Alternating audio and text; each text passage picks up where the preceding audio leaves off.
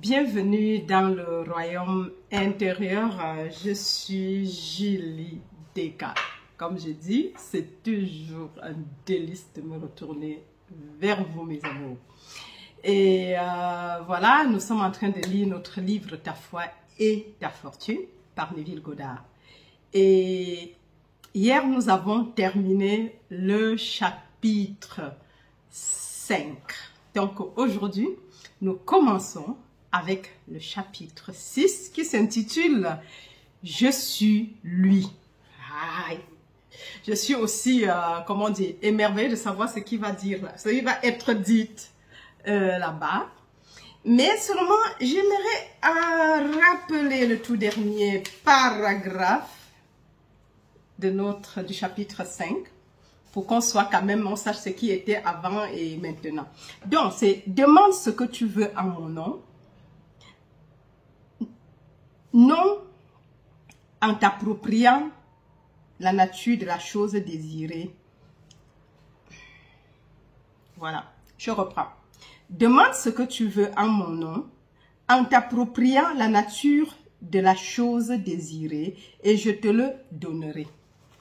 Demande tout ce que tu veux en mon nom, en t'appropriant la nature de la chose demandée, et je te le donnerai. Et on a aussi vu que demander, voilà, c'est même expliqué, tu demandes tout ce que tu veux. Seulement, tu t'appropries de la nature de ce que tu demandes. Tu deviens ce que tu demandes. Et tu dois t'assurer que c'est là. Tu dois, comment je vais dire? Tu dois t'assurer que c'est là. Tu dois savoir que c'est ce qui est. Demander au nom de Dieu, c'est juste en fait, t'identifier à ton désir.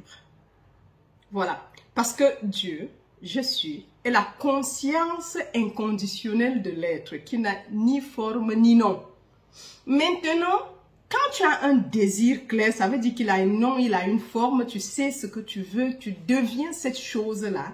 Et à l'instant où tu t'identifies à cette chose et que tu es sûr que c'est ça que tu veux, et si tu ne doutes pas, la conscience inconditionnelle de l'être qui est sans forme, sans nom, à cet instant T, apparaît comme cette chose qui a été demandée.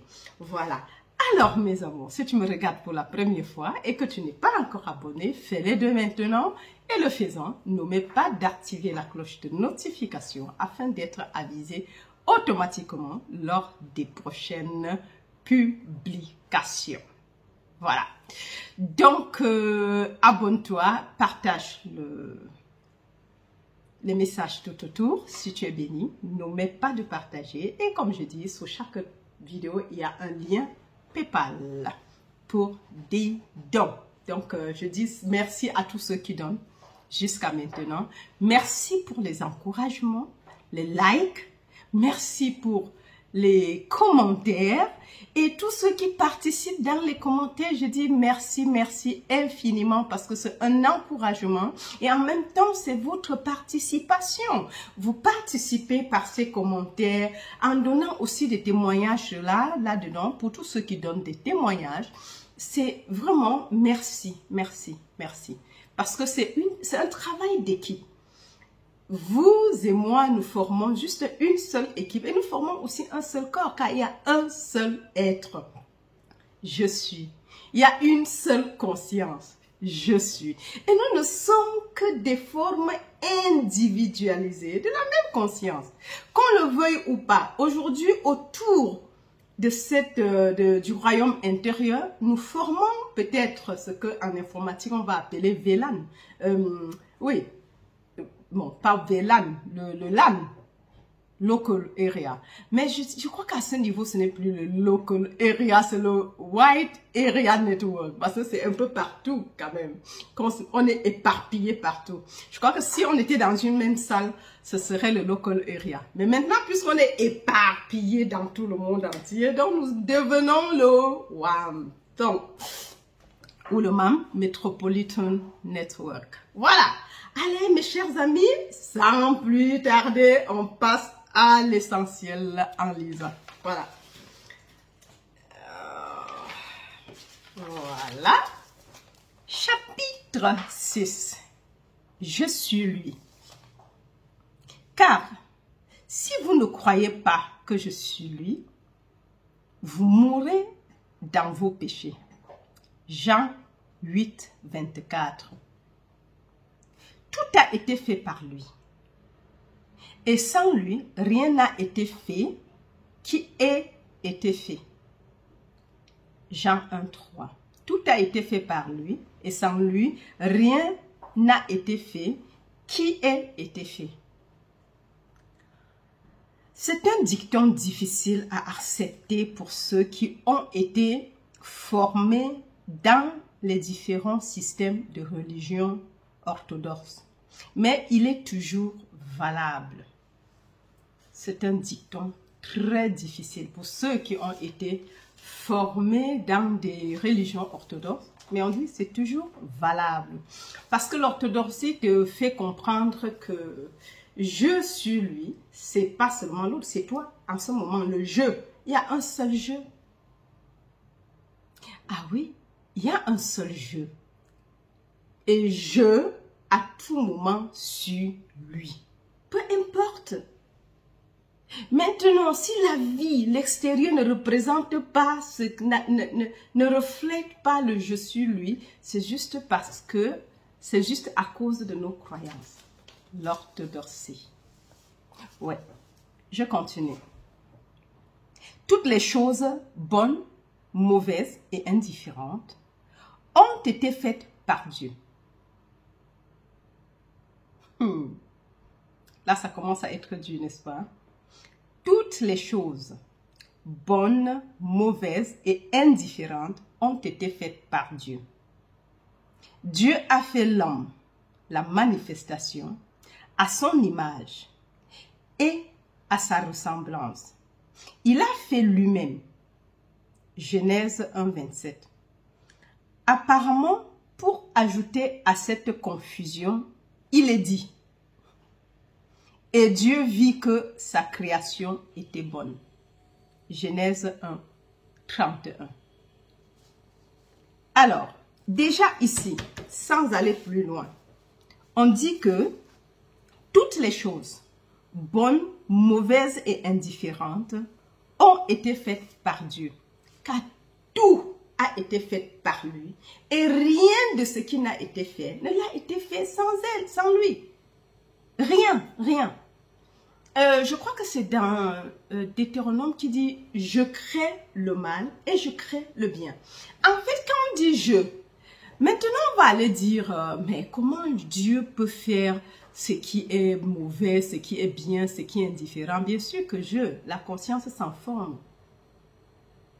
Le « je suis », conscience inconditionnelle, sans forme, sans nom, prend le nom que toi, tu lui donnes. Or, lui ne fait que prendre la forme parce qu'il n'y a que Dieu. C'est l'unique être, c'est l'unique réalité. La conscience, le royaume des cieux est en vous. Le quartier général est en nous. C'est lui qui fait toutes choses. Toi, tu ne crées rien. Tu manifestes le désir, mais tu lances l'impression. Et tu sais qui? C'est je, individualisé. Mais finalement, qui exécute. L'invisible se rend, ne donne que la forme. Parce que les gens, quand on dit, ils créent le bien et le mal, c'est comme si, c'est comme si lui, il pouvait connaître le mal. Ici, l'indifférent bien et mal, c'est l'exécution externe. Et bien, c'est relatif. Mal, c'est aussi relatif, ainsi qu'indifférent. C'est nous qui y posons le jugement. Et nous avons vu avec Joel Goldsmith, c'est une des leçons que j'avais faites, comment ça s'intitule encore, où nous devons sortir du jugement, de la croyance universelle au bien et au mal. C'est ici, à ce côté, que nous jugeons de bien ou de mal. Mais Dieu est omniprésent. Il est l'unique réalité. Ça veut dire qu'en lui, il n'y a point d'iniquité. Et comment se fait-il que de l'extérieur, ça peut donner autre chose? Mais c'est toi. Le mal, ce n'est pas quelqu'un d'autre, c'est je. Et le je objectif, il y a le je subjectif. Le subjectif ne réfléchit pas. Donc, ce que le je objectif déclare comme croit et accepte comme vrai, ça vient de l'autre côté. Et le plus souvent, beaucoup de choses se passent, la créativité se passe inconsciemment. Et au moment où tu crées, tu n'es même pas conscient que tu crées. Mais le résultat, bien sûr, quand ce n'est pas ce que tu veux, tu décrètes que c'est mal. Quand c'est ce que tu veux, tu décrètes que c'est bon. Mais de l'autre côté, Dieu est l'unique réalité. En fait, ce que les gens refusent de prendre cette responsabilité, bien sûr qu'on va léguer à un Dieu, mais lointain, non. Mon Père et moi, nous sommes un. Si moi, je n'accepte pas que je suis lui, il y a un problème. Lui a tout créé. Voilà, on continue. Que vas-tu faire vis-à-vis de cette anomalie apparente? Comment l'homme va-t-il faire pour corréler toute chose comme étant bonne alors que ce qu'on lui enseigne nie se fait? Oui. Comment l'homme va-t-il faire pour corréler toute chose comme bonne, comme étant bonne, alors que ce qu'on lui enseigne nie se fait? Le fond, c'est que on est né dans la dualité du bien et du mal. Et le faux, le juste, tout ce qu'on a nommé. Mais le fond, c'est que il faut que nous quittons cette polarité et revenons à l'unicité. L'unique, dans l'unique, ne peut pas avoir deux. L'unique, c'est seulement un seul. Mais aussi longtemps qu'on est dans la polarité, on va vibrer entre santé et maladie, vie et mort et tout, mais ça ne veut pas dire qu'il y a la mort. Parce qu'il n'y a que la vie. Dieu est l'unique vie. La mort, en fait, pour Dieu, n'existe pas. Laisser ce corps ne veut pas dire qu'on meurt. Parce que la vie, on a vu, la vie est éternelle. La vie est infinie. La vie, elle est abondante. Elle ne finit pas la vie. Elle ne peut pas s'arrêter. La vie est éternelle, infinie, immortelle. Elle ne peut même pas non plus mourir. Donc, quelqu'un déposer le corps ne veut pas dire la mort. Et le corps qui se disloque ne veut pas dire la fin. C'est une façon de voir cet évanouissement chez nous. Certains réussissent à embaumer et de garder. De conserver, de si bien que ça ne se disloque pas. Mais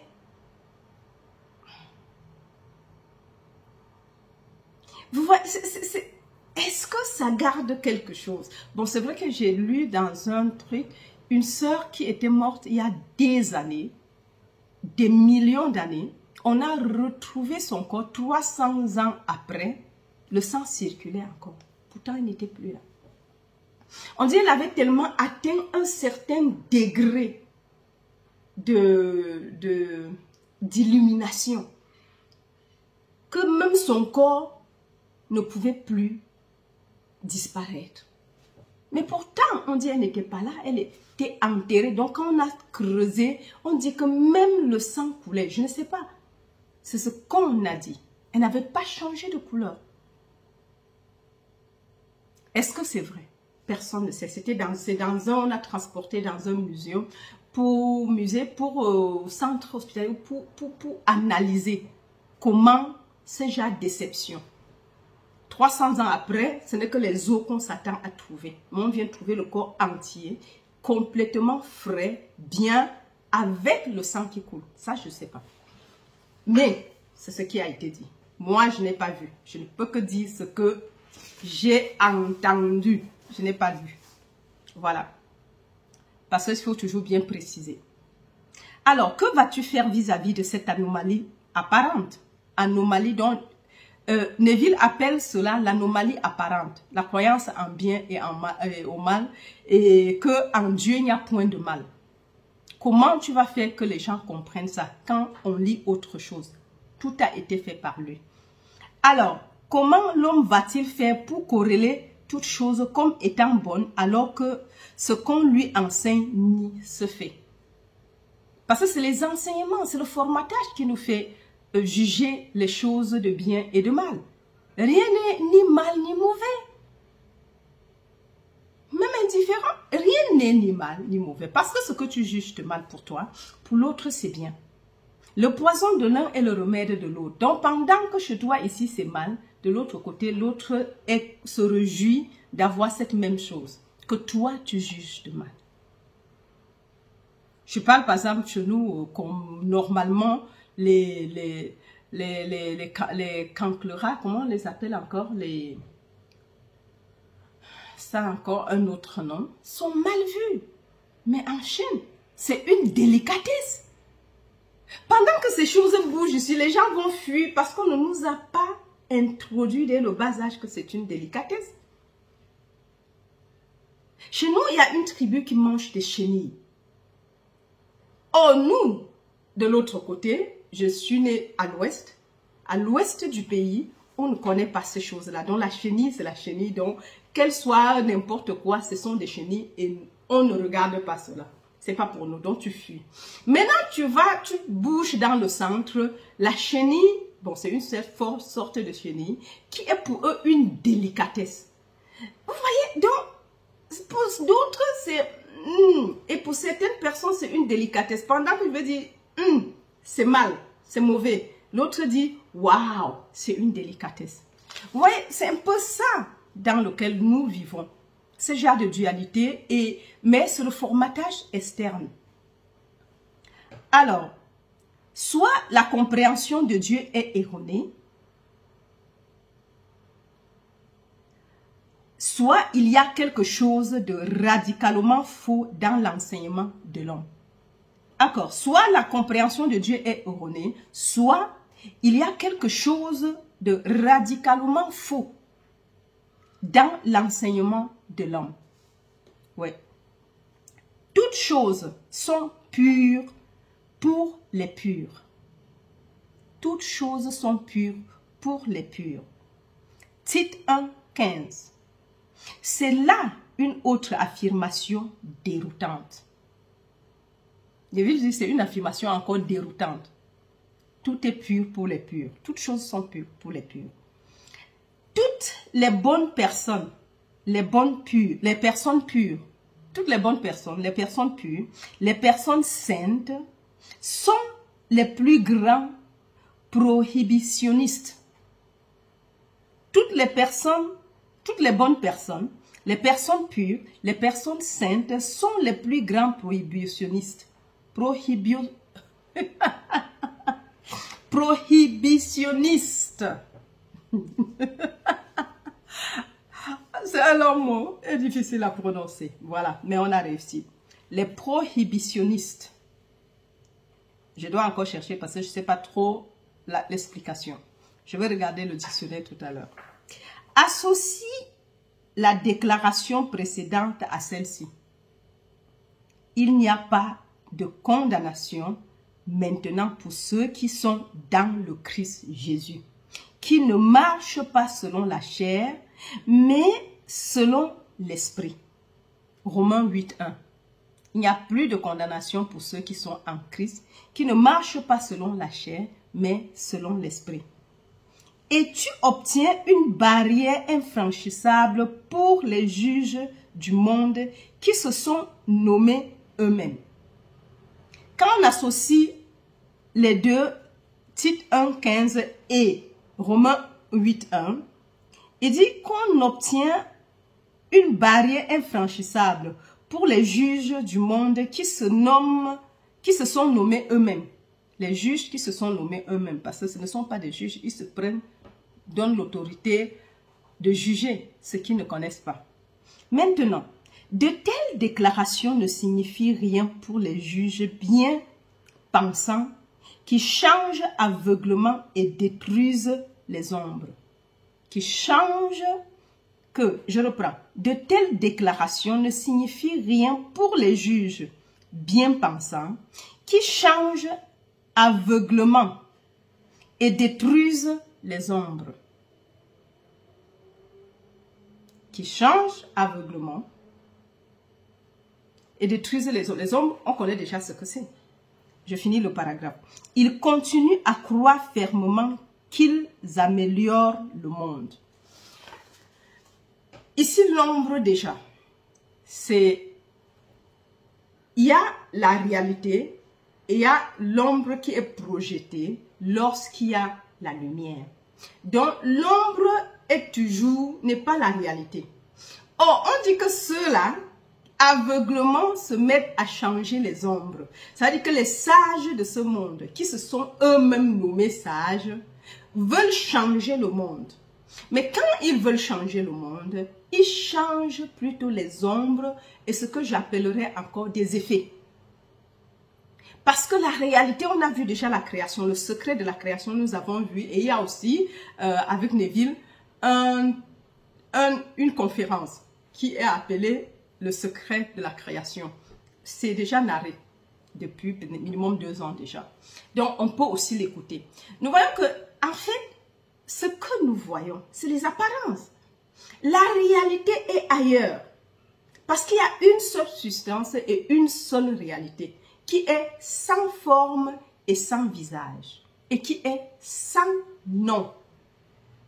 Maintenant, tout ce que toi ou moi croyons et acceptons comme vrai le devient pour nous et elle est objectivée. L'unique créateur sans forme prend la forme de ce que parce que pour le besoin de la création, le conscient se divise en deux, le subconscient et le conscient. Le subconscient Jacob et le conscient Ésaü. Donc tout ce que Ésaü accepte et croit comme vrai, Jacob manifeste cela. Mais ce n'est pas Jacob ne fait qu'exécuter quelque chose. Et en même temps, on appelle ça Dieu.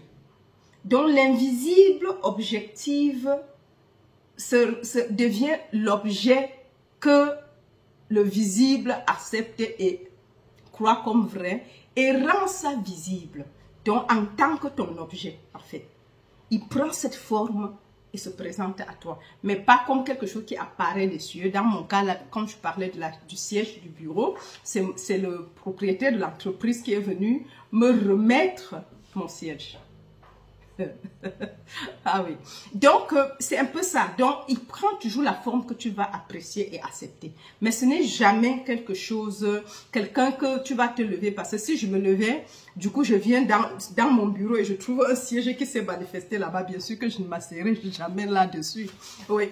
Donc, juste pour comprendre comment les sages de ce monde, qui ne peuvent pas comprendre le secret de la création et qui ne savent pas comment ça se passe, passent leur temps à nettoyer les ombres, à changer les ombres pour un meilleur monde. Mais ça ne marche pas. C'est pour ça que depuis la nuit des temps, ça n'a jamais marché. Il y a toujours ce chaos dans le monde parce qu'on veut régler le problème au niveau du problème. Mais on ne règle rien puisque la conscience qui les crée n'a jamais été touchée. Et c'est là le problème. C'est de ça qu'il s'agit. On continue. Alors, l'homme ne sachant pas que son monde et sa conscience individuelle surpassée, s'efforce en vain de se conformer à l'opinion des autres plutôt que de se conformer à la seule et unique opinion existante, à savoir son propre jugement sur lui-même. Voilà. C'est ça, je suis lui. Parce qu'en fait, ça, c'est Neville et c'est même le message de Jésus-Christ. Le problème, c'est que quand on a une situation, on veut changer, embellir la situation. Mais puisque on n'est pas conscient et l'orthodoxie ne nous enseigne pas que Dieu, c'est nous. Nous sommes un avec Dieu. La Bible le dit. Mon Père et moi, nous sommes un. Le Père, l'invisible, se manifeste incessamment en tant que mon monde apparent. Mais est-ce que si on change ce qui est là, le visible, est-ce qu'on a changé la cause qui fait apparaître cela? Je crois qu'ici, personne ne va encore accuser que Dieu a fait ou bien Satan a fait. À ce niveau où nous sommes aujourd'hui. je suis lui. Si tu affirmes je suis lui, ça veut donc dire que tu dois savoir que tu crées tout. Sans lui. Le lui là n'est pas différent de je suis lui de toi. Rien de ce qui n'est fait n'est fait. La conscience inconditionnelle de l'être est sans forme, sans nom. Sans le je, moi, je, conscient qui crée, il reste sans forme, il reste invisible. Or, nous sommes d'un côté l'éducation, de droite nous avons la famille, devant nous nous avons le monde qui nous enseigne leur pensée, et d'un autre côté, l'orthodoxie, comme on dit, des religions du monde qui ont leur enseignement et qui supposent être les grands enseignements et les grands, comment je veux dire, qui arrangent le monde. Ils sont là pour arranger, faire des bonnes choses. Mais nous savons que ce n'est pas toujours vrai. Oui, la morale est bien enseignée. Mais ça ne nous avance pas tant qu'on ne peut pas me dire que je crée. Si on prend un Satan qui fait l'œuvre et l'homme qui est toujours bien, c'est un souci. Si on ne nous, comment je veux dire, on doit nous faire grandir en nous faisant comprendre que nous sommes responsables de notre monde. Nous sommes les créateurs. Parce que ce n'est que par là que tu vas commencer à changer. Tant que tu sais que c'est Dieu qui te punit, par une maladie ou par autre chose, c'est Dieu qui te rend, je veux dire, pauvre. La pauvreté, pourquoi Dieu a créé certains riches et certains pauvres? Personne n'est pauvre. Non, puisque toi tu décides. Et quand tu acceptes la pauvreté, elle s'installe chez toi, ne veut pas dire que tu es pauvre. Tu l'as accepté. On dit, mon père et moi, nous sommes un. Qu'est-ce que ça veut dire, cette expression? Ça veut tout simplement dire, si je suis un avec le Père, ça veut dire que tout ce que le Père a est à moi. Ça veut dire que tout ce que le Père est, je le suis. Et que l'endroit où je me retrouve est sainte. Je ne manque de rien. La terre et tout ce qu'elle renferme est à mon Père, est à Dieu. C'est ce que le Somme 1 dit, ou Somme 2, dans les Sommes. Et si la terre et tout ce qu'elle renferme est à Dieu et que tout ce qui est à Dieu est à moi, ça veut dire que la terre et tout ce qu'elle renferme est à moi. Mais ce n'est pas de façon visible. Parce que ce que nous pouvons déjà observer et voir, c'est la création des autres. Et peut-être la tienne aussi, mais d'une manière inconsciente. C'est ça le monde. Tu ne changes jamais ton monde en allant essayer d'ajuster des choses. C'est passager parce que aussi longtemps, ça va marcher pour un temps, mais après, rebasculer. Parce que quand tu modifies les effets, le monde des apparences, avant, je ne comprenais pas ça.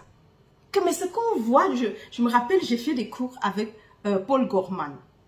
Paul Gorman, c'est un mystique de la voie infinie contemporaine. Bon, non, il est passé. Il a fait la transition, je crois, il y a 2 ans. C'est lui qui est l'auteur de Miracle Self. Et il disait toujours, c'est les apparences. Et même Joël disait toujours les apparences. Si tu connais Joël, tu vas connaître le monde des apparences. Mais seulement, ils ne vont pas en profondeur pour qu'on puisse comprendre. C'est avec Neville que j'ai pu comprendre pourquoi le monde qui est dehors, ce n'est que des apparences. Parce que la cause est en toi. Tu es l'unique cause. Toi et ton père, vous êtes un. Donc, tu fabriques. Tu es un centre de fabrication de ton monde. Comment on devait dire? Tu es le concepteur. Voilà. J'utilise les mots qu'on a vus dans le chapitre dernier. Je crois que c'est l'épisode peut-être 70, si je ne me trompe pas. Tu es le concepteur, un centre de conception. Tu es le concepteur, l'architecte de ton monde. Ça veut dire que ce qui est dans ton monde-là, tu l'as formé, tu l'as conçu. Et maintenant, comme tu ne sais pas que tu es ce centre concepteur et que c'est toi qui conçois ce que tu es dehors, tu vas accuser soit l'oncle, soit les générations, soit les grands-parents, soit l'État, soit la religion. Oui, arrêtons d'accuser même la religion. Ils ont fait leur travail, ils continuent à faire leur travail. Mais Ça ne t'empêche pas de guérir puisque aujourd'hui, on a un grand centre qui est l'Internet. Un grand centre de classe qui forme, de formation. Donc, comme ce message, tu es en train d'écouter, si tu m'écoutes. Maintenant, si tu vas encore aller accuser l'Église, laissez l'Église faire leur travail, la religion faire leur travail. On ne les accuse pas parce qu'ils n'ont que donné ce qu'ils pouvaient. Ils ne le font pas parce qu'ils connaissent la vérité et la retiennent. Non. Mais l'aveugle qui conduit l'aveugle, les deux tombent dans le trou. Le maître a dit. Mais ce n'est pas parce qu'il veut vous faire tomber dans le trou pour ceux qui tiennent aujourd'hui. Parce que, pourquoi? Parce que ceux qui ont commencé la religion ne sont plus là. Ceux qui ont eu la révélation ne sont plus là. Je prends par exemple la religion chrétienne. Jésus-Christ, sur qui on fonde cette relation, ce n'est pas ce qu'il a enseigné. Ce qui est enseigné dans les églises. Lui n'avait pas une Bible comme celle d'aujourd'hui. C'est nous, c'est les hommes qui ont fait ça. Maintenant, quand tu nais au milieu, est-ce que tu sais comment était le début? Non. Tu pratiques seulement, mais tu ne sais jamais comment les choses ont commencé, sauf si on t'amène au commencement. Mais seulement la Bible, même si on dit que c'est ceci, c'est cela, elle est quand même. Il y a beaucoup d'informations dedans qui peuvent te libérer et devraient te libérer. Mais seulement il y a beaucoup de choses qui se disent ainsi dessus. Si bien que si tu ne connais pas vraiment la vérité, tu ne sauras pas ce qui est en train d'être dit. Et c'est ce que Neville est en train de nous faire comprendre ici. Puisque on est au milieu. Je prends même cela, moi. Je suis née en 1900, au XXe siècle. Maintenant, retournons voir et on me parle d'une religion. Et on parle de 2000 ans avant, donc des années 0. Puis on dit c'est l'an 1 avant Jésus-Christ, après Jésus-Christ. Donc, si c'est à partir de là qu'il y a le calendrier, nous voyons que moi, combien de siècles plus tard, je ne connais pas ce qui était avant. Sauf si par la grâce, nous avons des gens qui ont vécu des choses où certains messages ont été conservés dans certaines régions et qui n'ont pas été modifiés. Eux, comme Abdullah, a pu venir aux États-Unis au moment opportun, transmettre cela. Ça veut dire que la vérité ne se perd jamais. Elle est infinie. C'est pour ça qu'ils pouvaient former Neville, Murphy, et tout cela, où c'est Roussel, tout cela qui parle de la conscience et de l'imagination. Puisqu'il avait plusieurs élèves dans la classe, Neville vient le dernier, mais il a encore fait 6 mois pour l'entraîner. Vous voyez que les gens comprennent ce qui se passe. C'est pour ça qu'on peut parler des apparences. Parce que ce que tu vois dehors, la réalité n'est pas là. C'est comme quelqu'un qui regarde la télé et pense que la réalité est dans la télé. Non. Toi-même, tu es d'accord que tu as pris ton instrument, tu as mis dans une prise et puis tu as raccordé les fils. Et puis tu t'assois, tu regardes quelque chose, tu penses que tu peux changer le monde, ce qui se passe, le film à l'écran. Non. Donc tout ce que nous voyons, c'est juste des écrans qui font apparaître ce que tu as demandé. Et ça vient de plusieurs sources. Mais si tu détruis l'écran, tu n'as rien détruit. Tu ne vas plus voir, bien sûr. Mais est-ce que ça veut dire que le film est détruit? Non. L'écran est juste une présentation. Et j'aime bien la langue allemande. Die Darstellung von etwas. Darstellung. Une présentation de quelque chose. Donc, ça dit que sa présence est projetée là-dessus. Et dès que l'écran s'éteint, la chose disparaît, ne veut pas dire que c'est disparu. Donc, si tu te mets, tu vois, ça ne te veut pas, tu viens soit gâter ton appareil ou débrancher. Bien sûr que tu ne vois plus, mais ça ne veut pas dire que ça n'existe pas.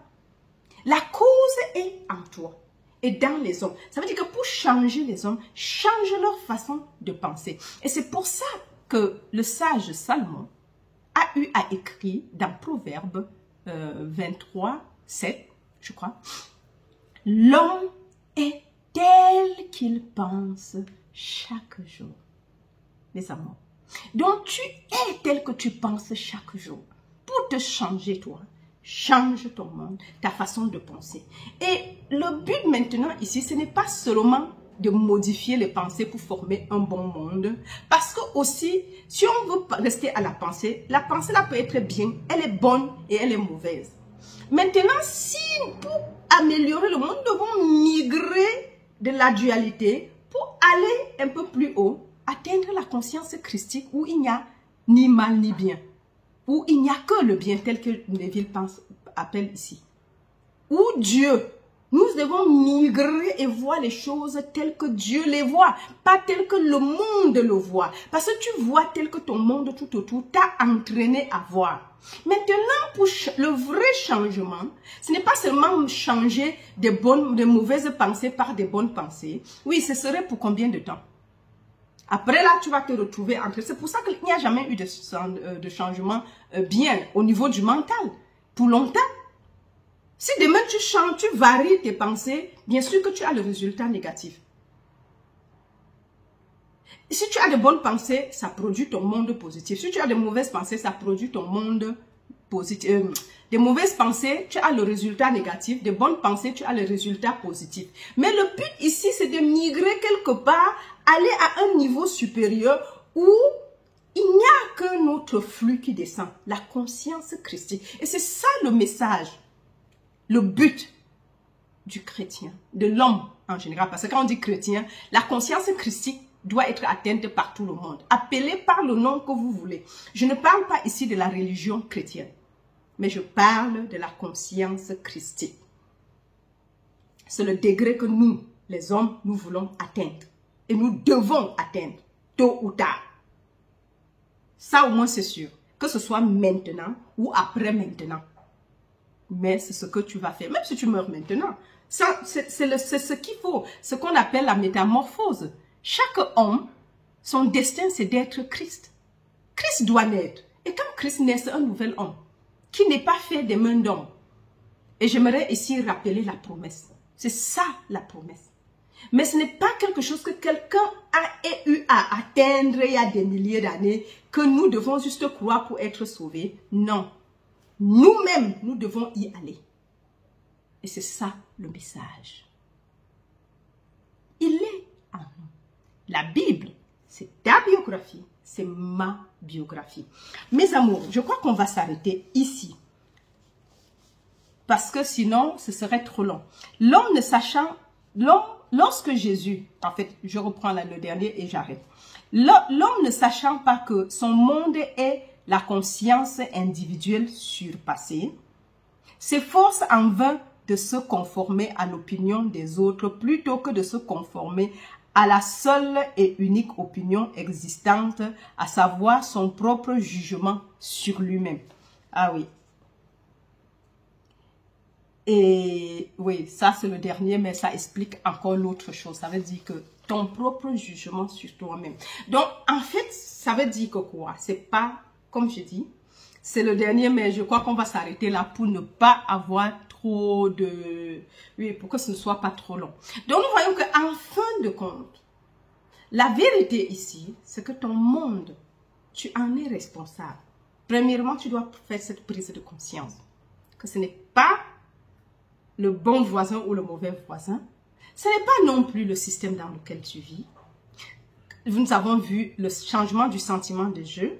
Cet Américain qui naît dans le temps de l'apartheid, très prononcé, qui est limité à tous les niveaux et qui l'a accepté.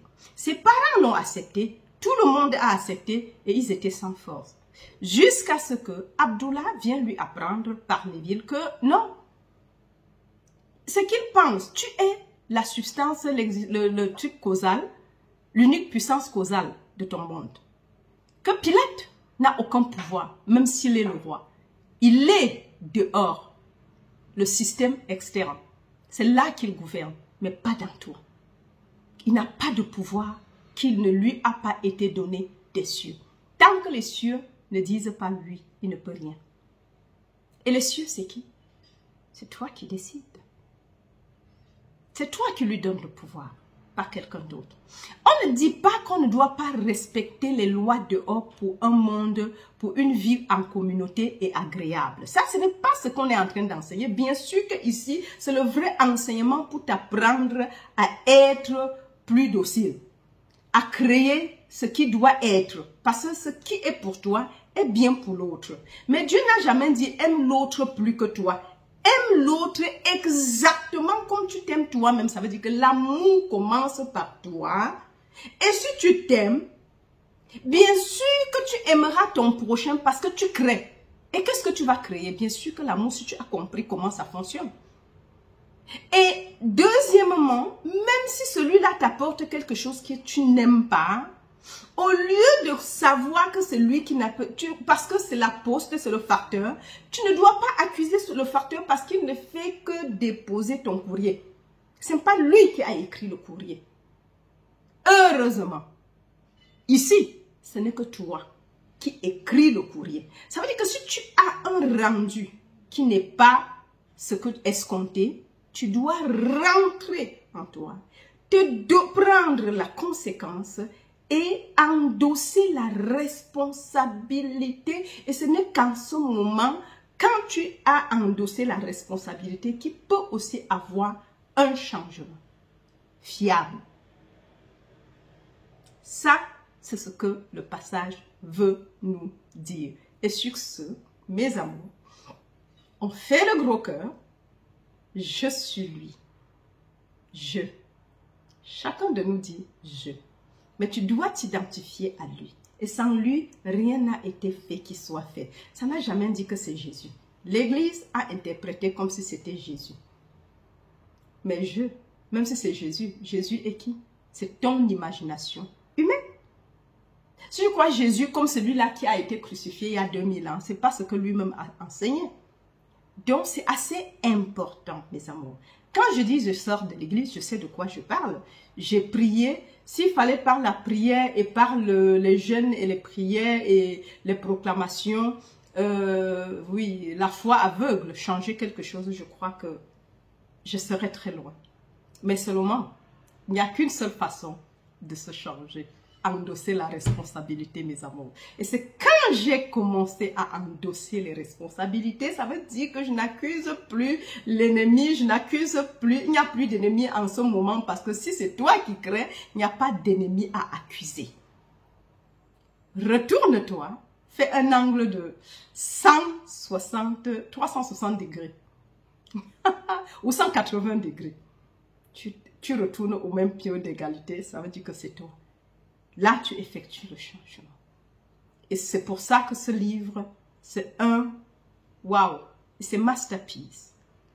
C'est une pièce maîtresse. Nous avons besoin de ça. Ça nous permet de nous comprendre, de comprendre notre prochain et de pouvoir pratiquer l'amour du prochain. Respecter la règle d'or, pas parce que tu aimes l'autre, mais parce que tu t'aimes toi-même. Sinon, tu crées. Et ce que tu crées, tu le récoltes aussi. Voilà, je sais que si je va dire la loi de l'effet, cause à effet, oui, on doit transcender ça. Mais déjà, nous devons transcender le mental. Et quand on transcende le mental, on va de l'autre côté. Mais tant qu'on est dans le mental, on est sous la loi de cause à effet. Jusqu'à ce qu'on transcende complètement dans la conscience où il n'y a pas ces choses. Où il n'y a pas de loi de cause et effet. Où il n'y a que l'amour. Mais nous devons immigrer. Voilà. Allez, les amours, je vous aime très très fort. Je vous souhaite un très très bon vendredi avec le After Work. Je vous souhaite un bon week-end.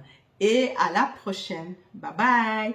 Comme je dis, si tu me regardes pour la première fois et que tu n'es pas encore abonné, fais-le dès maintenant et active la cloche de notification.